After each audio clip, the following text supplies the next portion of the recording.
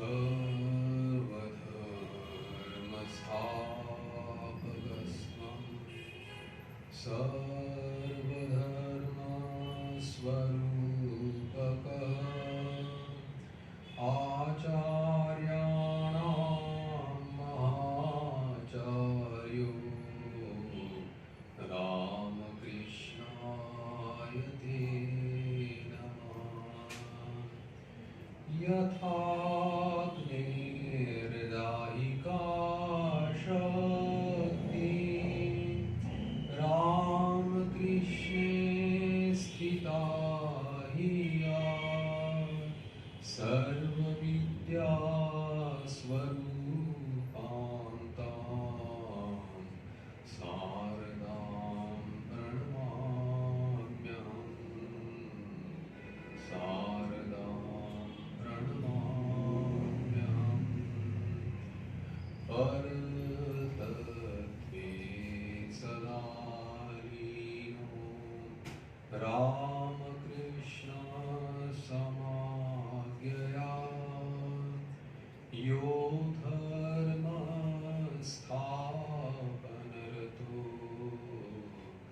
वीरेशं तं नमाम्यहम्।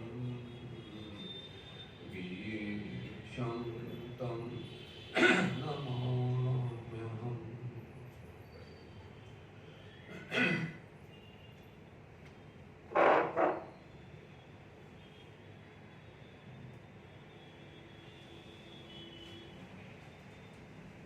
अनंत भावमय श्री रामकृष्ण के जीवन चरित्र में साधक भाव की चर्चा हम लोगों की चल रही थी, जिसमें मां काली के मंदिर में पूजक पद ग्रहण करने के बाद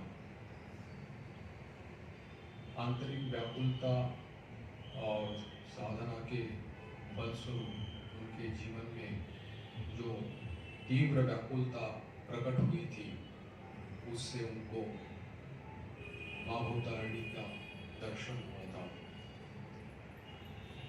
ये दर्शन ने उनको इतना अभिभूत कर दिया था कि 2-4 दिन तक करीब उनको बाहर के बाह्य जगत की किसी भी प्रकार की होश नहीं थी। किसी भी प्रकार का कार्य करने के वो लायक नहीं रह गए थे। ये एक साधक की स्थिति है जहाँ पर पूर्ण शरणागति होने के बाद, पूर्ण समर्पण होने के बाद, इस प्रकार से जब भगवत साक्षात्कार होता है या भगवत दर्शन होता है, तब वो उसी भगवदानंद में वो निमग्न होने लगता है। उसका मन उसी में ही तल्लीन होने लगता है, तन्मय होने लगता है। और इस तन्मयता के कारण स्वाभाविक रूप से बाह्य जगत का जो संज्ञान है वो खो बैठते हैं, उसकी होश उनको नहीं रहती। ये शरणागति की चरम सीमा है। जैसे कि नवधा भक्ति में श्रवणम, कीर्तनम, स्मरणम, विष्णुपाद सेवनम, अर्चनम, वंदनम, सख्यम, दास्यम और अंत में आत्मनिवेदन कहा गया है। तो श्रवणम, स्मरणम, कीर्तनम से लेकर के सख्य भाव तक, दास्य और सख्य भाव तक, ये अष्टधा भक्ति है। ये साधन भक्ति कहलाई जाती है।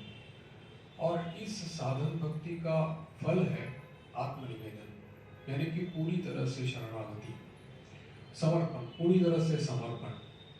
ये कोई साध्य साधना से प्रकट होता है ऐसी बात नहीं है। ये भगवत कृपा से ही किसी साधक के, सौभाग्यशाली साधक के जीवन में आकर के उपस्थित होता है। और इस अष्टधा भक्ति के साधन की भक्ति के बाद जब आराध्य देव की कृपा होती है, तब ये आत्मनिवेदन उसके जीवन में आकर के उपस्थित होता है।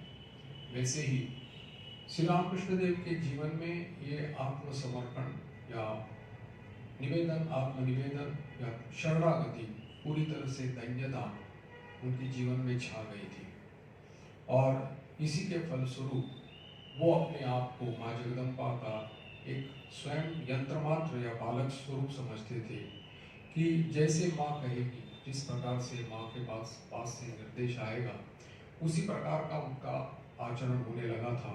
मानो उनका पूरा जीवन अब जगन माता के पास से संचालित होने लगा था। ये अवस्था बहुत ही दुर्लभ है, क्योंकि साधन भक्ति या गौण भक्ति जिसको कहा जाता है, उसकी सीमा अतिक्रम करके जब साधक रागानुगा भक्ति जो रहती है, जो प्रेम भक्ति कहा जाता है, प्रेम लक्षणा भक्ति जो कहा जाती है, उस पद तक वो जब आसीन हो जाता है, तब उसके सभी प्रयास जो है या उसके द्वारा जो भी कार्य या उसके द्वारा जो भी अधिष्ठान जो अनुष्ठान किए जाते हैं, वो सब भगवान के द्वारा चालित होते हैं, संचालित होते हैं। वैसे ही श्री रामकृष्ण देव के जीवन में भी यही अवस्था प्राप्त हो गई थी। जो उनका भांजा था हृदय राम, उसने देखा कि मामा की अवस्था इस प्रकार से अलग अस्वाभाविक लग रही है, इसीलिए उसने भू कैलाश के किसी एक राज वैद्य को बुलवाकर उनकी चिकित्सा करने के लिए उनको बुलाया। उसको लगा कि मामा जी को कहीं वायु रोग हुआ है।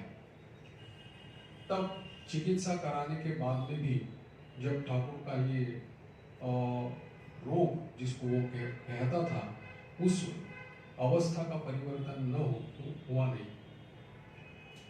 जिस दिन में इस भगवत दर्शन के कारण या भगवदानंद के कारण जब ठाकुर अधीर नहीं हो जाते थे या बहिर्जगत में उनकी चेतना रहती थी, तब वो स्वाभाविक रूप से पूजा अर्चना करते थे।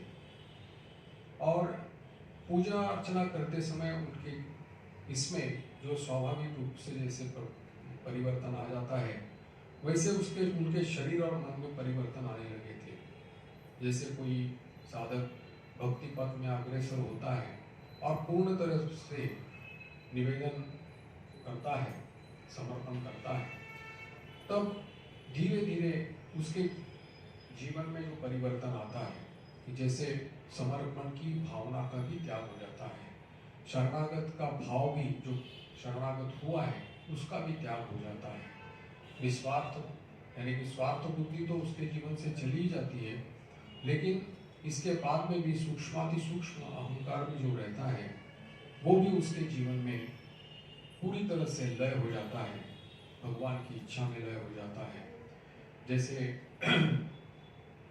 उसका जीवन ऐसे हो जाता है कि जो अभी किसी के द्वारा वो उद्विग्न नहीं होता या उसके द्वारा कोई उद्विग्न नहीं होता। जैसे भगवद गीता में कहा है, यस्मान्नो द्विजते लोको लोकान्नो द्विजते चया।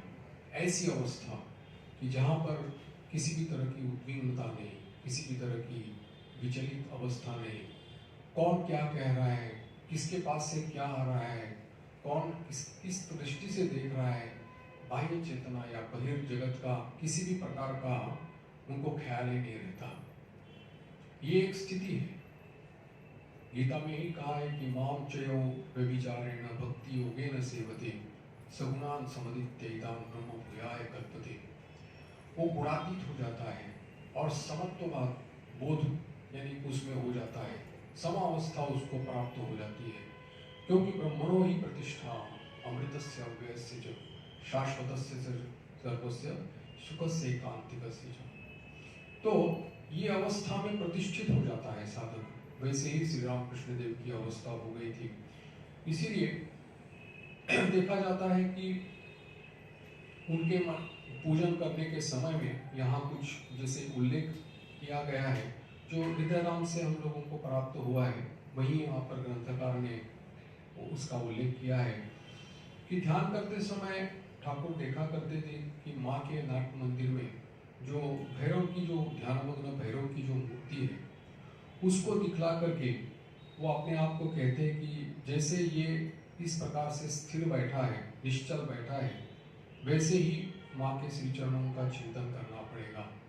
तो अनुभव करते थे कि उनके शरीर के जो अंग प्रत्यंग है, उनकी जो ग्रंथियां हैं, वो अपने आप खट खट ऐसा आवाज करते हुए बंद हो, यानी कि वो ग्रंथियों में ताला मानो लग जाता था और उनके शरीर का बोध चला जाता था, जिसमें वो अनुभव करते थे कि मानो अभी किसी भी प्रकार से उनके द्वारा कोई प्रयास नहीं किया जा सकेगा। यहाँ तक कि अपने शरीर को हिलाना या आसन परिवर्तन करना या ध्यान छोड़ करके उड़ जाना, ये भी उनके लिए संभव नहीं था, क्योंकि मानो उनके इन ग्रंथियों को ताले लग गए थे। और जब पैर इसी प्रकार से आवाज करते हुए फिर ग्रंथियां खुल जाती थी, तब मानो उनका फिर वो बाह्य जगत में मन चला आता था और वो परिवर्तन, यानी कि उनका स्थान परिवर्तन करने के लिए सक्षम हो जाते थे। ध्यान करते समय उनके जीवन में जैसे कि जो अनुभव उपस्थित होते थे, उसका वर्णन उन्होंने किया है कि कभी पिघली हुई चांदी के समान उज्जवल ज्योति सब कुछ परिव्याप्त उनको दिखाई पड़ती थी। आंखें बंद करने पर भी ये दृश्य आ जाते थे, कभी कभी आंखें खोलने पर भी ये दृश्य आ जाते थे।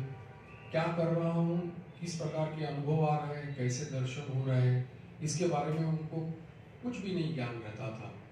अगर ये दर्शन भी अच्छा है या नहीं है, इसके बारे में भी वो जानते नहीं थे। इसलिए व्याकुल होकर के माँ के पास प्रार्थना करते थे कि मुझे जो कुछ भी हो रहा है या मुझे जो कुछ भी दिखाई पड़ रहा है, वो ठीक है या नहीं है मुझे मालूम नहीं, क्योंकि तुमको बुलाने के लिए जो आवाहन करने के लिए जो मंत्र तंत्र है वो तो मैं नहीं जानता, इसलिए केवल इतना बता दो कि कैसी तुम्हारी प्राप्ति हो जाए, कैसे मैं तुम्हारा छोड़ करके और कोई मेरे जीवन में है नहीं और मेरा कोई और सहायता करने वाला है नहीं, केवल मैं तुम्हारे ऊपर निर्भर हूँ, तो इसीलिए तुम अगर नहीं सिखाओगी तो और कौन सिखाएगा। इस प्रकार की व्याकुल हृदय से प्रार्थना करते करते उनकी आंखें प्रेमाश्रु से भर जाती थी। और कहा है कि इस प्रकार से ठाकुर के ध्यान पूजन जो करते थे, उसने एक विलक्षण रूप धारण किया था।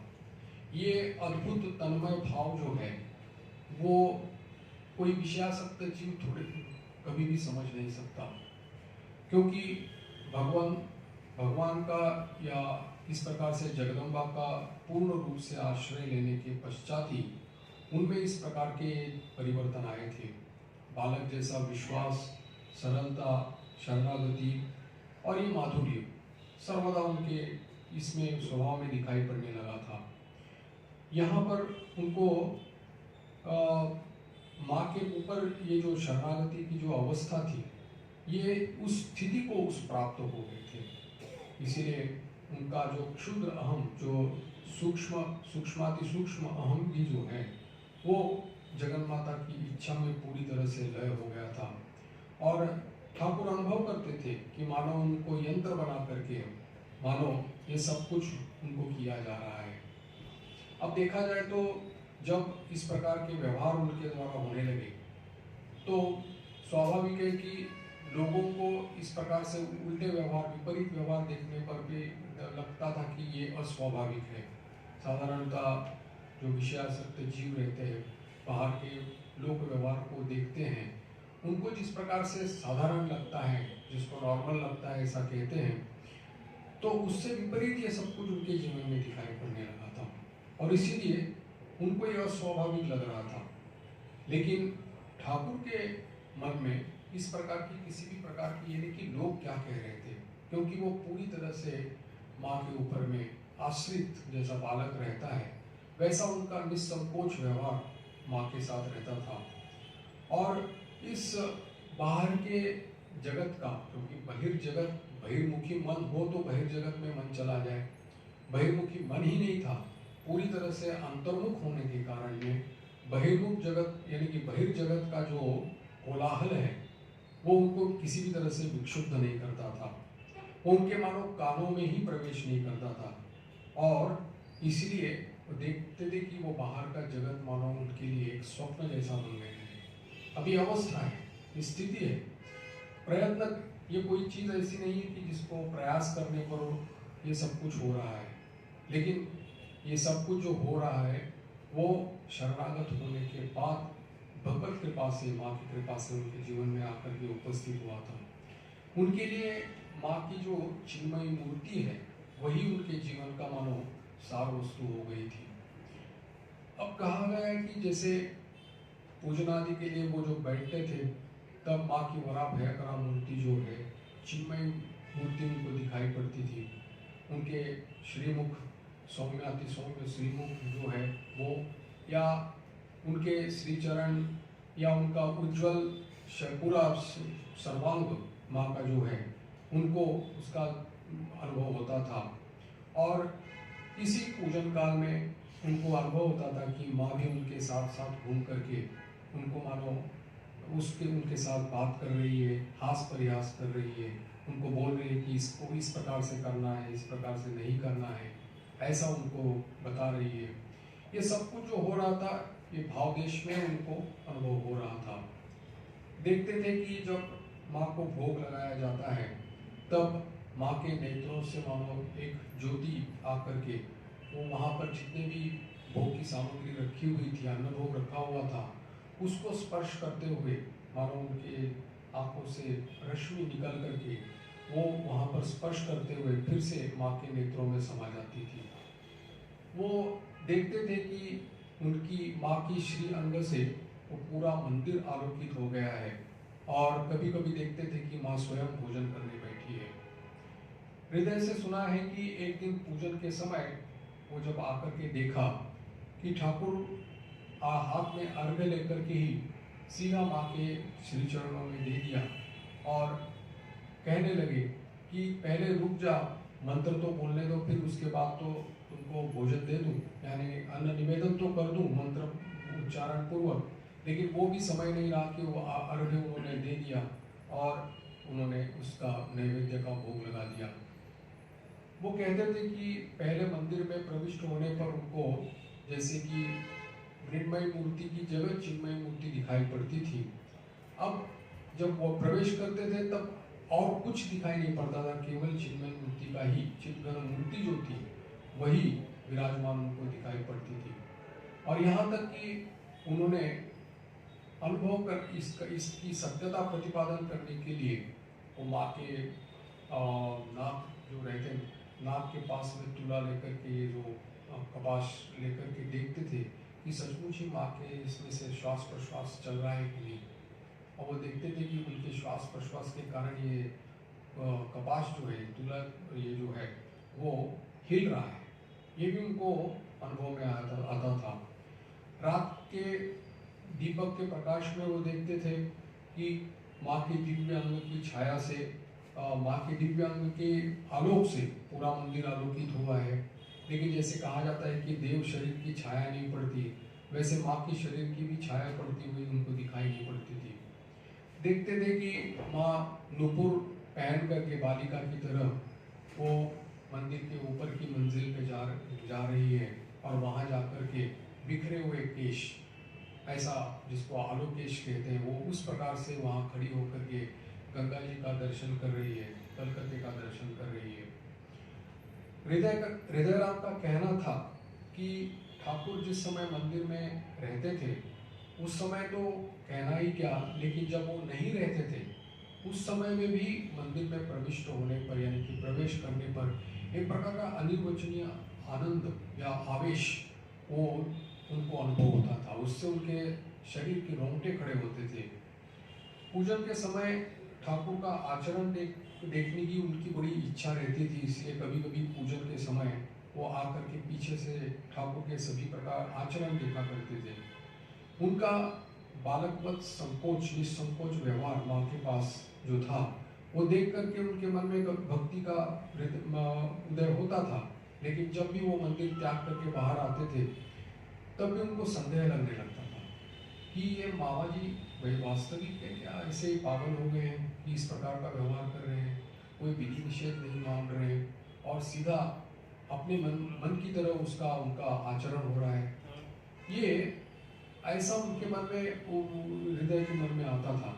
देखा जाए तो हृदय कोई ऐसा यानी भक्त यद्यपि अपने मामा को बहुत प्यार करता था, उनकी सेवा करता था, लेकिन था वो वैसे संसारी। उसके मन में वहाँ पर रह कर के नौकरी करना और बाकी जैसे संसारी लोगों की अपेक्षा रहती है वैसी उसकी मानसिकता थी।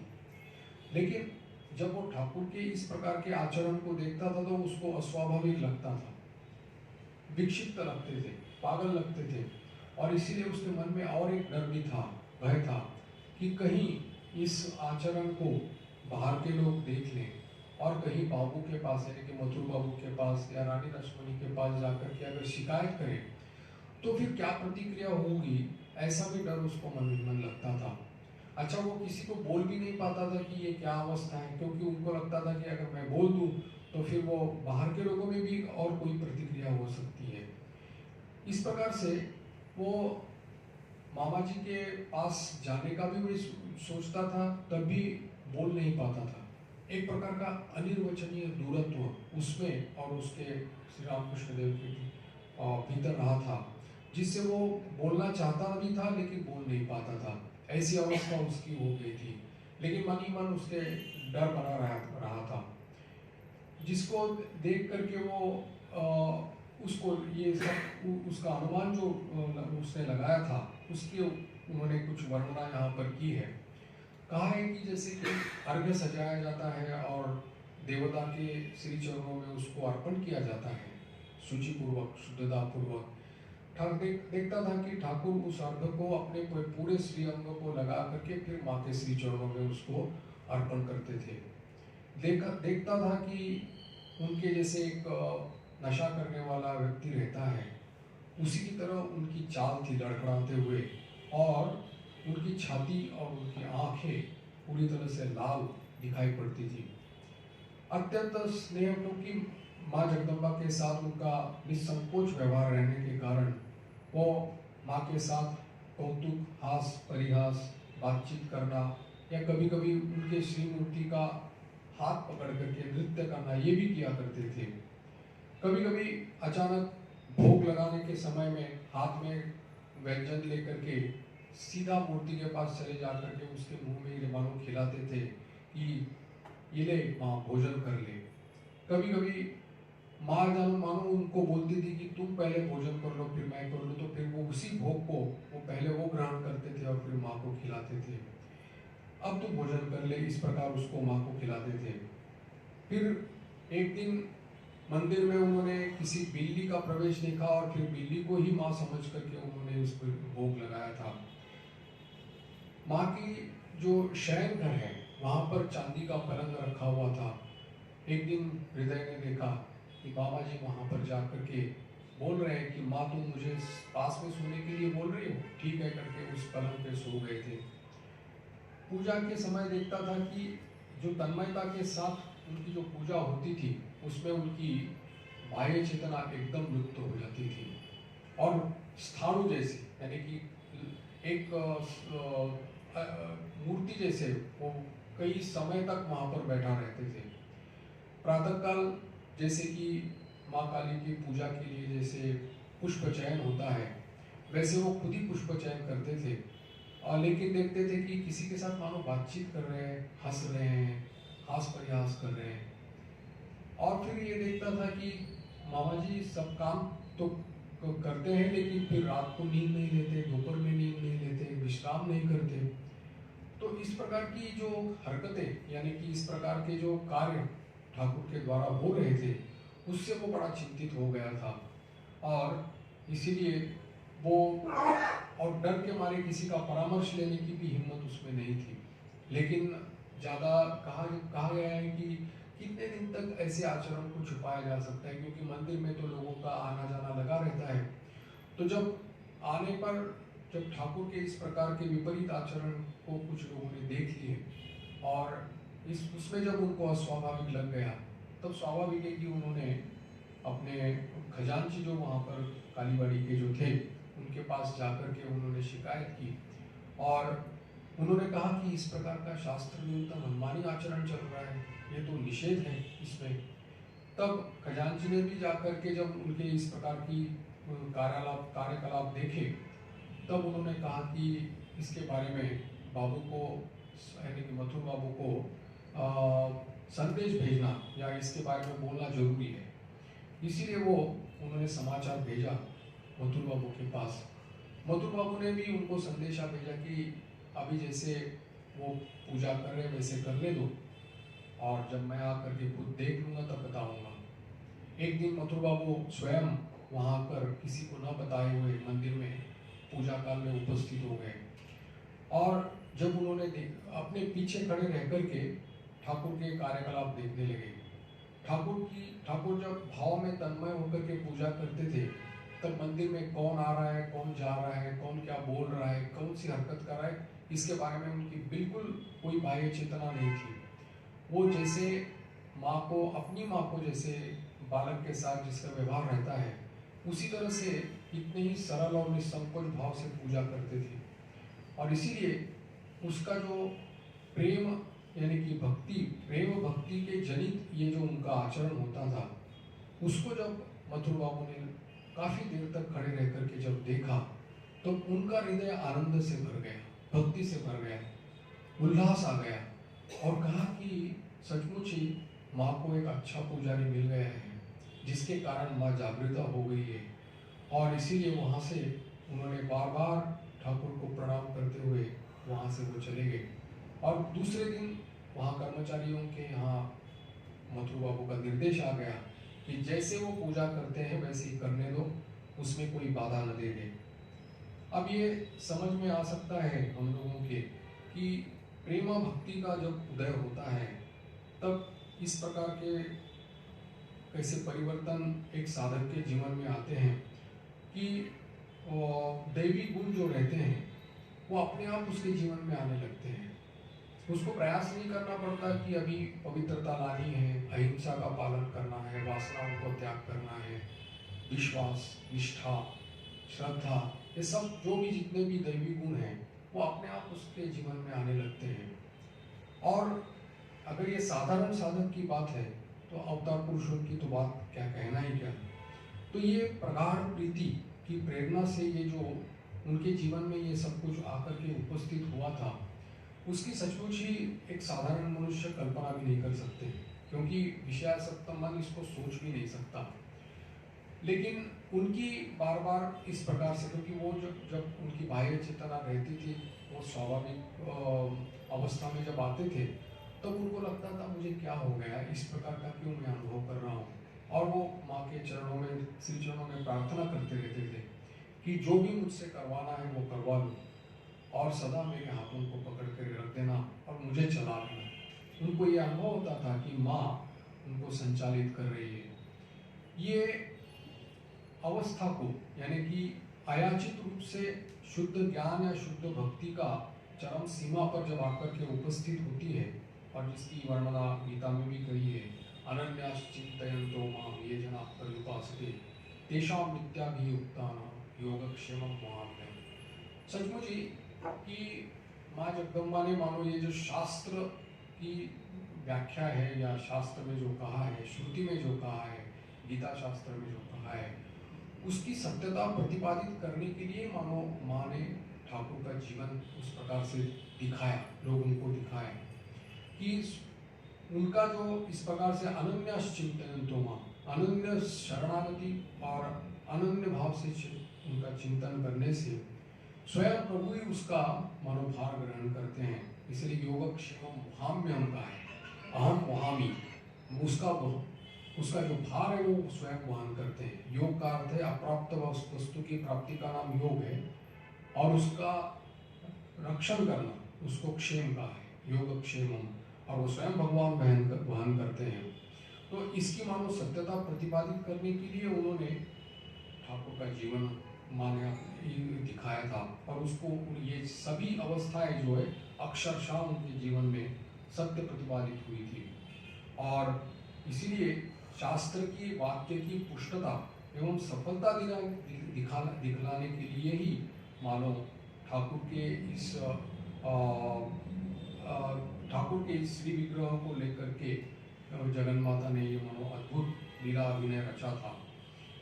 इसकी हम लोग जब उनके जीवन के बारे में जब इस प्रकार की अलौकिक जो दिव्य अनुभव उनके जीवन में आकर के उपस्थित होते हैं, तो उसकी हम लोग जब चर्चा करते हैं तब स्वाभाविक ही मन में आता है कि इनका जीवन जो है वो तो अनुकरण तो हम लोग नहीं कर सकते, क्योंकि एक अवतार पुरुष है, अवतार वरिष्ठ है, और ये सभी अवस्थाएं जो ये तो महाभाव स्वरूपा गोपियों के जीवन में भी आ गई थी।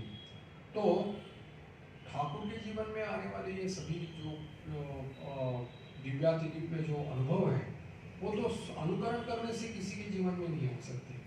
कोई भी अवतार पुरुष हो या कोई भी संत महापुरुष हो, उसके जीवन का अनुकरण करके कोई उसको पा नहीं सकता, लेकिन उनके बताए हुए मार्ग पर या उनके बताए हुए उपदेशों को अगर पालन करे और जैसे बताया उसके लिए उसकी अभिरुचि के अनुसार या उसके प्रकृति के अनुसार, उसके अधिकार के अनुसार अगर वो उसका अक्षरशः पालन करे तो उस अवस्था तक पहुंच सकता है। लेकिन आज तक कोई किसी का अनुकरण करके ये नहीं होता है, हुआ नहीं। तो ये लीला नाट्य की जो ये सब वो हम लोग ठाकुर के जीवन को देखते हैं, तब ये लीला चिंतन का फल है कि हमारे जीवन का जो भाव है वो परिवर्तन होना, यानी कि भाव की संशुद्धि जिसको बोलते हैं वो इनका जीवन चिंतन करने से, उनके लीला चिंतन करने से होता है। हम यद्यपि इस प्रकार की बुद्धि हमारी नहीं है कि हम लोग उनकी इस अवस्था को समझ पाए, क्योंकि उस कोटि के साधक हम है ही नहीं, पहली बात। दूसरी बात, बुद्धि के तरह से इसको समझना बिल्कुल संभव नहीं है जब तक भागवत धर्म का यानी कि स्फुरण हमारे जीवन में नहीं होता, भीतर में हमारे जीवन में जब तक उस प्रकार की शुद्धता या अंतःकरण पवित्र जब तक नहीं होता, तब तक उन्होंने जो कुछ ये अनुभव प्राप्त किए या उनकी ये जो अवस्था है उसका अनुभव नहीं हो पाता। अगर ये एक बिंदु मात्र अगर हमारे जीवन में अगर इसका हमारा अनुभव करें तो पूरा निहाल हो जाएगा, इसी क्षण मुक्त हो जाएंगे। तो इसीलिए ये लीला चरित्र जो है वो हम लोगों के लिए बिल्कुल चिंतन के लिए, हमारे मनन के लिए और हमारे जीवन के लिए शुद्ध बनाने के लिए है। क्योंकि ठाकुर ने स्वयं कहा है कि जो मेरी चिंता करेगा वो मेरा ऐश्वर्य प्राप्त करेगा। जैसे कि एक पिता की संपत्ति का अधिकारी पुत्र होता है, वैसे ही मेरी सत्ता यानी कि मेरी संपत्ति का वो अधिकार प्राप्त करेगा। ठाकुर की संपत्ति क्या है? वो है विश्वास, ज्ञान, भक्ति, वैराग्य, श्रद्धा, ये सब उनकी संपत्ति है। श्री यानी कि जिसको बोलते हैं विद्या का ऐश्वर्य जो है वो हम लोगों को प्राप्त हो सकता है। इसीलिए मानो हम लोगों के जो मोह जनित हम लोगों का जीवन है या अज्ञान जनित हम लोगों का जो जीवन है, दुर्बल चित्त जीवन है, तो उसमें विश्वास, प्रेरणा और उसमें अधिकाधिक हम लोगों को साधन के उत्साह के लिए ये सब कुछ ये लीला नाट्य जो यहाँ पर हो रहा था। यहाँ पर कहा है कि ये जो रागानुरागा भक्ति यानी कि पहली गौण भक्ति और पराभक्ति या साधारण साधन भक्ति या रागानुगा भक्ति जो कही गई है वैष्णव शास्त्रों में, इस रागानुगा भक्ति को धारण करने के लिए साधारण मनुष्य का जीवन यानी कि शरीर और मन समर्थ नहीं रहता, वो टूट जाता है। अगर किसी कारणवश या सौभाग्य से किसी साधक के जीवन में अगर ये रागानुगा भक्ति आकर के उपस्थित होती है तो उसका वेग जो रहता है, उसकी तीव्रता जो रहती है, वो धारण करने में वो समर्थ नहीं होता, उसका शरीर टूट जाता है। केवल एकमात्र अवतार पुरुष, ईश्वर कोटि जो महापुरुष रहते हैं, वही इसका वेग धारण करने में समर्थ रहते हैं।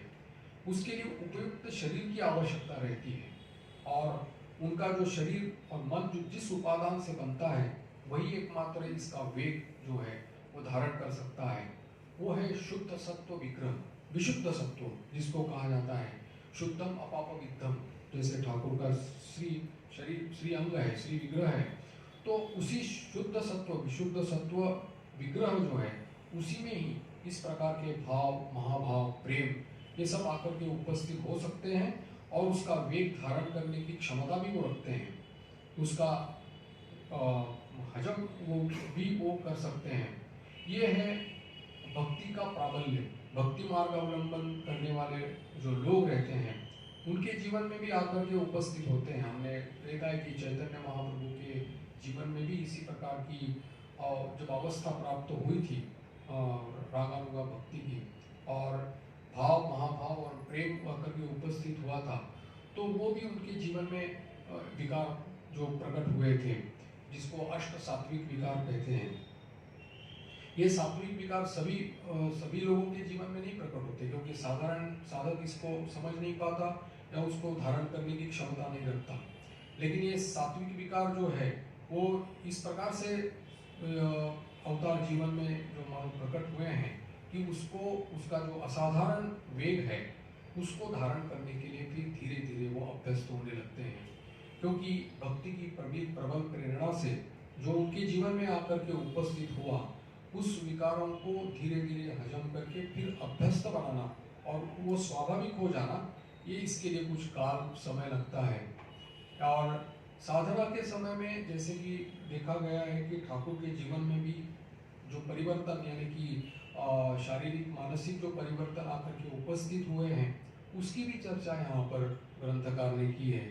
पहली उन्होंने बताया कि गात्रदाह यानी कि शरीर का दाह आकर के उनका उपस्थित हुआ था, शरीर जलने लगता है, क्योंकि अंदर की जो तीव्रता रहती है, साधना की तीव्रता या भक्ति की तीव्रता जो रहती है, वो मानो अंदर में समा न पाने पर फूट बाहर में आ जाती है, और जिसके कारण में उनको कष्ट उठाना पड़ा था इस गात्रदाह के कारण में। तो वो कहते थे कि जैसे पूजन करते हैं, पूजा के समय में कहा जाता है कि एक पाप पुरुष मानो हमारे भीतर है, और एक चिंता भावना की जाती है, नित्य पूजा पद्धति में भी इसका उल्लेख किया है कि पूजा करते समय पूजक जो रहता है अपने भीतर में जो पाप पुरुष है उसको गहन हो रहा है हमारी पूजा की प्रक्रिया से और शुद्ध हो रहा है, ऐसी भावना करता है। लेकिन ठाकुर ने इसको साक्षात उसका दर्शन, पाप पुरुष का दर्शन किया, तो एक श्याम वर्ण भीषण आकृति पाप पुरुष उनके शरीर से बाहर आ गया, और उसी समय एक सौम्य वर्ण सन्यासी भी हाथ में त्रिशूल लेकर के आ गया, और उसने बलपूर्वक उस पाप पुरुष के ऊपर में आक्रमण करते हुए उसको मार डाला। ठाकुर कहते हैं कि ये तो केवल पढ़ा हुआ था, लेकिन पाप पुरुष जो वास्तविक ही हमारे इसमें शरीर में रहता है, ये मैं जानता नहीं था। लेकिन इस अनुभूति ने उनको मानो ये किया कि हाँ, इसकी सत्यता है। इसके कारण में जब ये पाप पुरुष जब नष्ट होने के बाद में वो उनका जो शरीर में जो दाह था वो किंचित उपशम उसका हुआ था, लेकिन फिर भी कुछ दिन के बाद फिर से इस गात्रदाह को उनसे उनको पीड़ित होना पड़ा था। वो कहते थे कि अंगोछा जो है, जल में भिगाया हुआ अंगोछा जो है, वो अपने माथे पर रखा करते थे घंटों तक, या कभी कभी 2-3-4 घंटों तक अपने शरीर को गंगा जी में डुबा करके रखते थे कि थोड़ी शीतलता आ जाए, लेकिन फिर भी उनको उससे शांति नहीं मिलती थी। इस प्रकार से वो इस गात्रदाह से फिर बाद में जब ये गात्रदाह उपस्थित होने के बाद में जब एक बार महापुरुष महाराज के पिता जो थे वो बारासात निवासी कन्हैया घोषाल नाम था उनका, वो आकर के वहाँ रहते थे, रानी रासमणी के मुख्तार थे वो। तो वहाँ आकर के जब ठाकुर के साथ उनका विशेष हृदयता थी और उनको ठाकुर मानते थे, और जब उन्होंने उनको बताया कि आप भी एक तंत्र साधक हैं और मेरे जीवन में इस प्रकार से गात्रदाह यानी कि शरीर का दाह आकर के उपस्थित हुआ है, तो क्या किया जाए, तब उन्होंने इष्ट मंत्र का एक कवच जो रहता है वो उनके हाथ में बांध दिया था, जिसके कारण उनका गात्रदाह यानी कि शांत हुआ था, शरीर का जो दाह था वो शांत हुआ था। इसका उल्लेख उन्होंने बाद में महापुरुष महाराज जब उनके स्वामी शिवानंद जी उनके पास आए थे तब उन्होंने उसका उल्लेख किया था कि तुम्हारी सेवा में कैसे ले सकता हूँ, क्योंकि तुम्हारे पिताजी तो ने मेरा गात्रदाह ठीक किया है, एक गुरु के समान मैं उनको मानता हूँ, तो गुरु पुत्र होने के नाते मैं तुम्हारी कैसी सेवा ले सकता हूँ, इस प्रकार से वो कहते थे।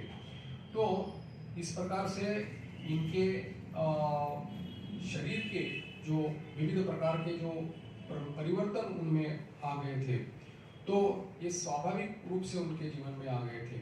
ये सभी के यानी कि इस प्रकार का एक तीव्र वेग जो साधना का तीव्र वेग जो भक्ति का तीव्र वेग, ये जो आकर के उपस्थित होता है और साधारणतः जिसमें शरीर साधारणतः रह नहीं सकता, ऐसा केवल अवतार पुरुषों के जीवन में ही ऐसा दिखाई पड़ता है कि वो इसको वेग धारण करने में सक्षम रहते हैं। श्रीमती राधा रानी के जीवन में भी इस प्रकार के महाभाव आकर के उपस्थित हुए थे, तो वो भी उनके जीवन में दिखाई पड़ता है कि वो उसको उस वेग को धारण करने में वो सक्षम हुई थी। स्वामी जी भी जब ईश्वर दर्शन के लिए व्याकुल हो गए थे, उनके जीवन में भी इस प्रकार का जब तीव्र व्याकुलता आ गई थी, तब उसको निर्देश करते हुए ठाकुर ने कहा था कि नरेन के यहाँ पर जो अभी ईश्वर दर्शन के लिए जो व्याकुलता आकर के उपस्थित हुई है वो तो अच्छी है, लेकिन यहाँ यानी उनके जीवन में जो आकर के उपस्थित हुई थी उसका एक चार भाग में एक भाग भी नहीं है। तो समझ सकते हैं कि किस प्रकार का जो ये भक्ति का वेग या साधना करने से जो अंदर में अनुभूति का वेग जो है वो कैसे प्रकट हुआ था। इसका ये पढ़ने के बाद में हम लोगों को पता चलता है कि शास्त्र में इसका उल्लेख कभी भी नहीं मिलता। उपनिषद या आपके जितने भी शास्त्र हैं, पुराण हैं, इसमें ये अनुभूतियों की बात कभी नहीं हम लोगों को मिलती, क्योंकि ठाकुर ने खुद ने कहा है कि यहाँ के अनुभव जो है वेद और वेदांतों को छोड़ के चले गए हैं। क्योंकि अनुभव जो एक चीज़ रहती है वो कहीं शास्त्र में उसका आभास मिलता है, कहा जाता है कि इस प्रकार से उसका अनुभव है, ऐसा कहा जाता है, लेकिन साक्षात अनुभव तो उसका कभी भी वर्णन नहीं किया जा सकता। तो शास्त्रों में भी जो वर्णित है और शास्त्रों में जो वर्णित नहीं है, ऐसे अनुभव भी जब हम लोग ठाकुर के जीवन में देखते हैं, इसी को देख करके, इस अपूर्व अनुभूतियों को देख करके ही तो उनको अवतार वरिष्ठ कहा था।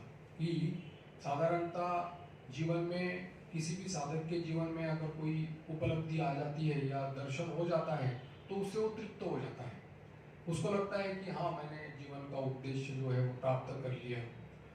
उसके बाद वो प्रचेष्टा करे ना करे उसकी बात है, लेकिन यहाँ पर देखा जाता है कि मानो इनकी जो अनुभव करने की जो क्षमता है, वो अनुभव करने की जो इच्छा है वो दिन ब दिन बढ़ती जा रही है, एक अनुभव से संतुष्ट नहीं है।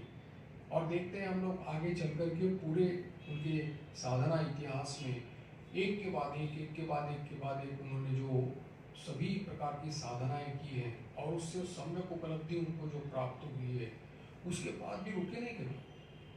अद्वैत ज्ञान की चरम सीमा पहुंचने के बाद में भी उन्होंने सभी रामायती संप्रदाय है, वैष्णव संप्रदाय है, तांत्रिक है और वेदांत इसकी साधना है, अन्य धर्मों की साधना भी है, तो सभी ये सब उन्होंने उसको ये किया था, यानी कि अनुभव किया था। तो ये एक अद्भुत, जैसे कहा जाता है कि एक अद्भुत अतृप्ति उनके जीवन में थी कि कैसे विभिन्न रूप से भगवान की लीला का अनुभव किया जाए। एक अनुभव होते होते मनुष्य का जीवन चला जाता है और यहाँ अनुभवों की झड़ी लग रही है कि जहाँ पर मैंने सोच भी नहीं सकते कि एक जीवन में इतने अनुभव कभी कोई अनुभव कर सकता है। केवल हम लोगों को जीवन चरित्र पढ़ने के बाद पता चलता है कि कितने अनुभव उनके आए होंगे, और इसीलिए बस इतना ही हम लोग कह सकते हैं कि तव तत्व न जानामि की दृशोसी महेश्वर या दृशोसी महादेव तादृशाय नमो नमः, बस इतना ही कह सकते हैं। क्योंकि ऐसी अभूतपूर्व साधना, ऐसे अनुभव कहीं भी धर्म इतिहास में, किसी भी अवतार पुरुष के इतिहास में आज तक लिखे गए और अनुभव किए गए हम लोगों को तो नहीं मिलते। तो इसलिए एक अनन्य साधारण जीवन, अलौकिक जीवन, और ये मैंने इसका साधारण रूप से कभी भी इसकी विवेचना की ही नहीं जा सकती। ये एक अलग तरह का जीवन है, अलौकिक जीवन है। इसीलिए इसको ठाकुर को जो स्वामी जी ने अवतार वरिष्ठ कहा है, यही सर्वतोपूर्ण इससे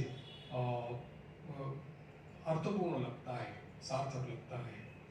तो आगे की चर्चा हम लोग अगले रविवार को करेंगे। ओम शांति शांति शांति। हरि ओम तत्सत। श्री राम कृष्णार्पणमस्तु।